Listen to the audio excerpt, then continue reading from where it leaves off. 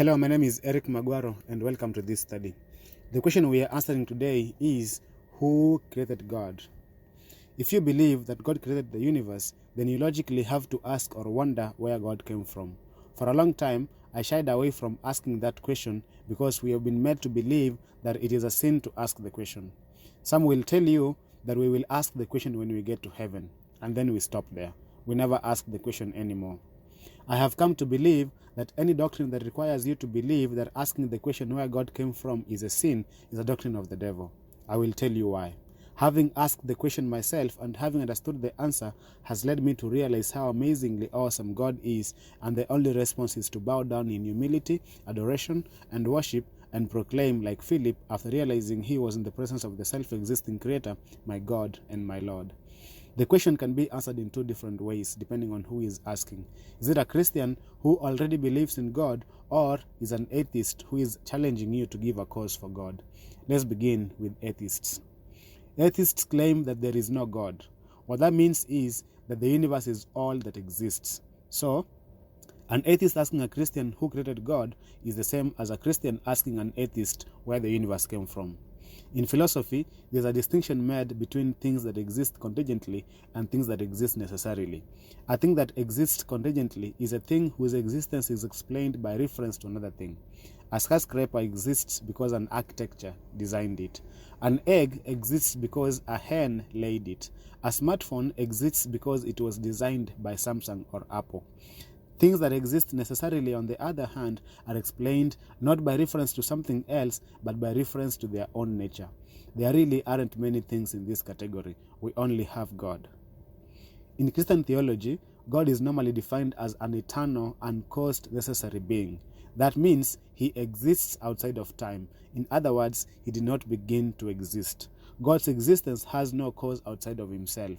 He exists by necessity of his own nature. That is to say, God cannot not exist. God doesn't have an explanation outside of himself, but his existence is explained by his own nature. He exists by necessity of his own nature. In contrast to God, who exists necessarily, the universe exists contingently. In other words, the universe does not explain itself because it does not exist by necessity of its own nature. The explanation of the universe must be found outside the universe. That is why the famous cosmologist Stephen Hawking said, "Why does the universe go to all the bother of existing? Why not exist?" He further admitted that science cannot answer the question of why there should be a universe. In other words, if everything that exists but didn't have to exist exists, that cries out for an explanation.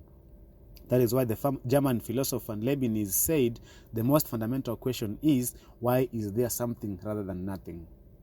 Invoking the universe to explain the universe doesn't work, because the universe exists contingently, which is another way of saying that the explanation for it must lie in a thing other than the universe itself. According to atheists, the universe is all that exists. There is nothing beyond it. So, the atheist is left with nothing. But we know that nothing cannot cause anything, and it certainly can't create anything of the magnitude and complexity of the universe with such fine-tuning. Atheists offer either of these two non-viable options, the universe or its nothingness, as an explanation for our contingent universe. You cannot get a universe from nothingness. Those atheists who define nothing as a quantum vacuum have to find an explanation for the quantum vacuum because, like the universe, the quantum vacuum exists contingently rather than necessarily. Those who invoke the universe to explain itself claim that space-time generates its own dust in the process of its own self-assembly. In other words, the universe creates itself. This, of course, makes no sense, neither logically nor scientifically. That is pure nonsense. No thing that comes into existence can cause itself. Everything that comes into existence is caused by something other than itself. Atheism has absolutely no power to deliver an explanation for the universe, even though it cries out for one.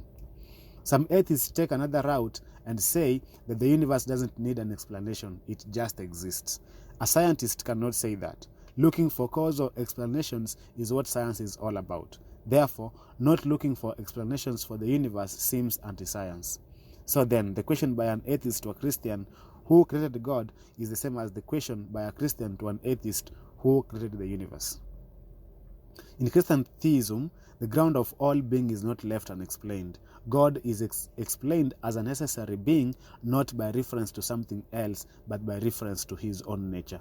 This is the key difference of atheism and theism. What if it's a Christian asking the question? I will start by pointing out that the question itself is a trap. This is because if you answer the question the way it has been asked, who created God, then you have to answer the question, who created the God that created the God that created the God that created the God that created the God. So then the question, who created God, has already ruled out the explanation that is most likely to be true, because the God of the Bible was not created. And by the way, you know, some people make graven images of things and then they bow down to worship them. So now, who is God? The God you have made to worship, or you who created the God you are worshiping? That is just food for thought. John chapter 1 and verse 1 to 3 says, in the beginning was the Word was with God, and the Word was God. All things were made by him, and without him was not anything made that was made. In other words, in the beginning, God was. God is eternal, so the question by definition does not apply to him. Everything we know here on earth is consistent of three things: space, time, and matter. Time is composed of past, present, and the future. Space is composed of height, depth, and width. Matter is composed of solid, gases, and liquids. No visible thing here on earth is outside that. And by the way, notice they are in threes. This is one of the pieces of evidence for the Godhead: God the Father, God the Son, and God the Holy Spirit. The God of the Bible is not affected by time, space, or matter. If he was, he wouldn't be God. All of these things have to come into existence at the same time. Here is why. If there was time and space but no space, if there was time and matter but no space, where will you put it? If there was space and time but if there was space and matter but no time, when will you put it? If there was time and space but no matter, what will you put where? They cannot exist independently. They must come into existence at the same time. Having understood that, let's now go to Genesis chapter 1 and verse 1 and notice God creating these three things at the same time. In the beginning, that is time, God created the heaven, that is space, and the earth, that is matter. These were created at the same time. The God who created these things has to be outside of them. The man who created a computer is not inside the computer running around and changing the numbers on the screen. If God is limited by space and time, he can't be God. The God who created the universe has to be outside the universe. He is above it, beyond it, in it, through it, and is not affected by it. Notice the Bible does not start by defining who God is. It is assuming that you already believe that God exists. And so Hebrews 11 verse 6 says, but without faith it is impossible to please him. For he that cometh to God must believe that he is, and that he is a rewarder of them that diligently seek him. The Greeks were interested in the question of two categories: the things that come into being and the things that already were. The question was summarized like this: is there a thing or a being that never came into being? And the Bible had already answered the question. In the beginning was the Word. In other words, in the beginning was Jesus. Everything that begins to exist has a cause. Something cannot come into being out of nothing by no reason. If something is eternal and timeless, it doesn't need a cause. God is eternal, and so he did not begin to exist. He doesn't have a cause. The Christian definition of God is the uncreated creator. So to ask the question, who created God, is basically like asking, who created the uncreated creator? Everyone, including the atheists, believe that there is an uncreated creator. Aristotle, the Greek philosopher, called him the unmoved mover. Fred Hoyle, a cosmologist, said a super intellect has monkeyed with physics as well as with chemistry and biology. They are just not willing to admit that it is the God of the Bible.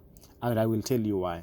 Psalms chapter 14 and verse 1 says, the fool has said in his heart, there is no God. They are corrupt. They have done abominable works. There is none that doeth good. What that means is they don't want there to be a God because he comes with morality, and they do not like that because they have to be answerable to him. This is the question you need to ask atheists. If Christianity were true, will you become a Christian? If they hesitate to answer the question, the problem isn't the mind, it is the heart. they might not want it to be true. Because when you are wicked, you don't necessarily want God to exist. You want to do your own thing. You don't want the moral constraints of God on you. A lot of times, people are not on a truth quest. They are on a happiness quest. And what do you think is the definition of happiness for a carnal person? And by the way, have you noticed that it is the learned people who are atheists? You will expect them to use their knowledge to prove God. And yet, God calls them fools. A fool says in his heart, there is no God. As I finish, I want you to think how powerful God is, who created everything out of nothing. How powerful do you have to be to create something from nothing? And of course, we know that the one creating is Jesus. Have you wondered or asked yourself how amazing it would have been if, for some reason, God decided to come down from heaven to live among us as a man? Well, you don't need to continue wondering, because this has already happened. My wonder is why we do not concentrate on him as we ought. He is a treasure. We should, if it were possible, study him in a lab, analyze his life and emulate it, because he left as an example. Everything he did or said was for a reason. All his teachings were wise. He practiced everything he taught. I did this study to encourage anyone who is going through a trial right now. God is so powerful and full of wisdom that if he wanted to, he could end your trials right now. But he has chosen not to. Romans 8:28 says, "And we know that all things work together for good to them that love God, to them that are the called according to his purpose." And the purpose is to conform us to the image of his Son, Jesus Christ. James 3:2-4 says, "My brethren, count it all joy when you fall into diverse temptations, knowing this, that the trying of your faith worketh patience. But let patience have her perfect work, that ye may be perfect and entire, wanting nothing." I want you to be comforted in the fact that God is so powerful that nothing is impossible to him, and that he is in control of everything going on around you. Blessings be upon you, and be on the lookout for my next study.